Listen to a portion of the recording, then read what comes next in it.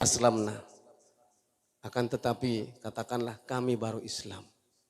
Walamma yadkhulul imanu fi qulubikum, karena iman belum masuk ke dalam hatinya. Kebetulan waktu itu dalam ini asbabun nuzul ayat ini dijelaskan. Waktu itu Nabi bagi-bagi sedekah, bagi-bagi duit. Bagi-bagi duit, maka orang-orang Arab ini kebetulan imannya belum betul. Datang ini abu keroyok-keroyok. Datang ke hadapan Nabi minta juga. Minta dua bagian sedekah tadi. Nah, mengaku dia beriman, padahal imannya belum betul. Nah, mungkin saat ini pun ada seperti itu. Makanya dulu banyak kejadian tahun-tahun terdahulu itu, orang bagi sedekah sampai kematian di Jawa itu, sampai terkait lah ininya. Hanya untuk mendapatkan 100.000, 200.000 sampai korbankan nyawa mereka. Nah, hadirin sekalian muliakan Allah Subhanahu wa taala, maka usaha kita adalah bagaimana supaya iman kita ini kita rawat. Ini kan satu modal sudah Pak, yang Allah berikan kepada kita. Kita sudah termasuk orang yang beriman. Buktinya apa? Ya kita ada di masjid ini. Masjid yang kita tempati ini adalah salah satu indikasi kita termasuk orang beriman. Ujar Nabi SAW, "Idza ra'aitumur rajul ya'tadul masjidah fashhadu lahu bil iman." Apabila kalian melihat orang hilir muda ke masjid, pulang pergi ke masjid, maka bersaksilah bahwasanya mereka itu orang-orang beriman, ujar Nabi. Mudah-mudahan kita termasuk orang-orang yang beriman. Maka tinggal kita rawat, kita pelihara, kita jaga iman kita ini. Iman kita ini bisa kayak lampu nih Pak ya. Lampu ini ada yang 5 watt, ya kan? Ada yang 10 watt, ada yang 100 watt. Lain, kekuatannya, cahayanya lain. Kata ulama, kalau boleh ditampakkan iman ini adalah berbentuk cahaya. Berbentuk cahaya yang masuk ke dalam hati seseorang, yang apabila masuk cahaya itu ke dalam hati seseorang, maka orang tadi akan melihat akhirat. Kubur dia lihat, aras dia lihat, surga dia lihat, neraka dia lihat. Ada seorang sahabat Nabi dulu sedang sembahyang, membaca doa kunut.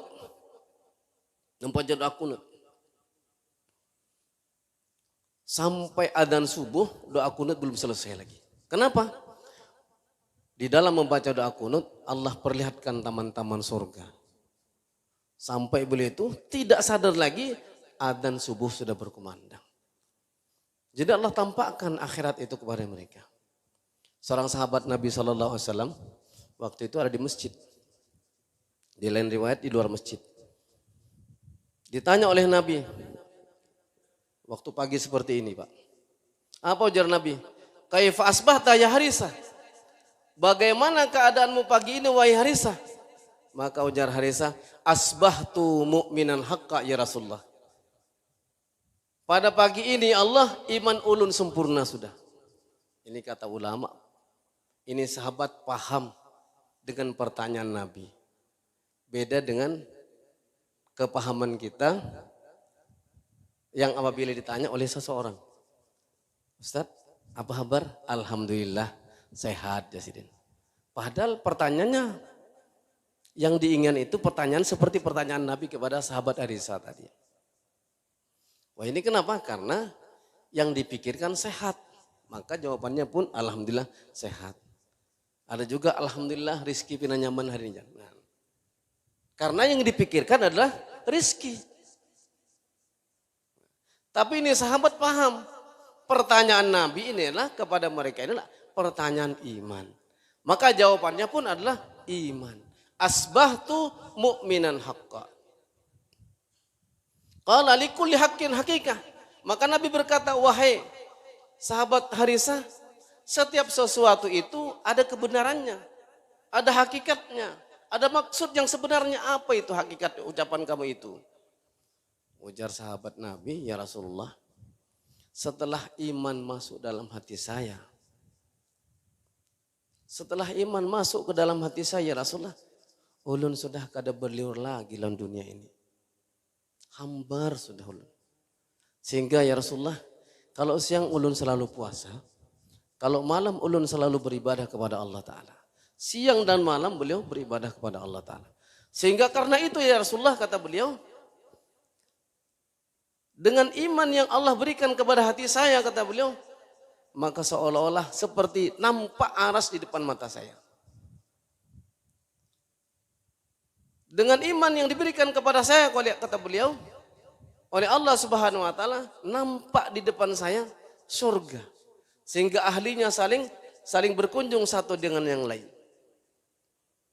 Dengan iman yang diberikan kepada saya, kata beliau, nampak neraka, nampak di depan mata saya. Sehingga ahli-ahli neraka, mereka saling berteriak-teriak, mereka saling menuntut, mereka saling memfitnah satu dengan yang lain, kata beliau. Maka kata Nabi SAW, wahai Hadisah, kamu telah diterangi hatimu oleh cahaya iman. Maka lazimkan, pertahankan, kata beliau, iman kamu itu. Maka hadirin sekalian, setelah itu, Hadisah minta doa kepada Nabi SAW. Apa permintaannya? Setelah Nabi mengatakan kamu telah beriman sempurna, wahai Hadisah, apa yang kamu minta, kata Nabi? Nabi menawarkan pian. Mohon Pak Auhan kira-kira apa yang diminta ya? Ada yang lebih pikir minta apa ya? Poligami kah? Biasanya mun lelakian ini itu pernah diinginkan. Yang dua gen hendak tiga pinanya.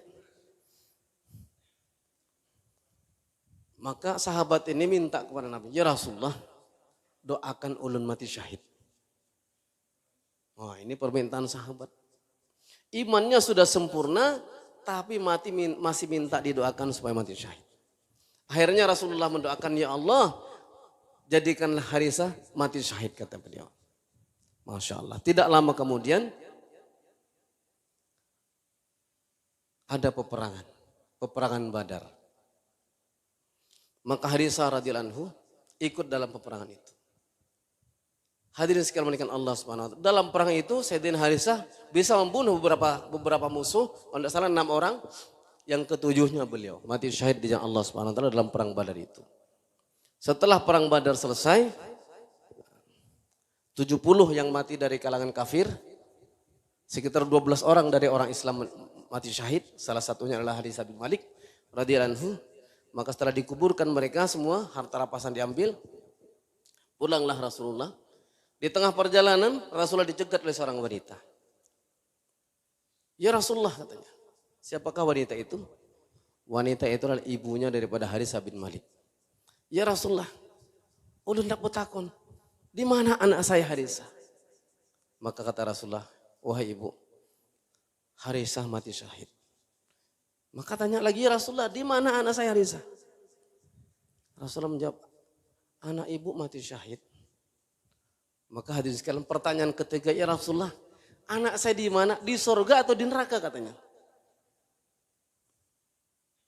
Dalam sebuah riwayat, beliau mengatakan, kalau sekiranya anak saya di neraka, maka saya akan menangis sampai kematian menjemput saya, kata beliau.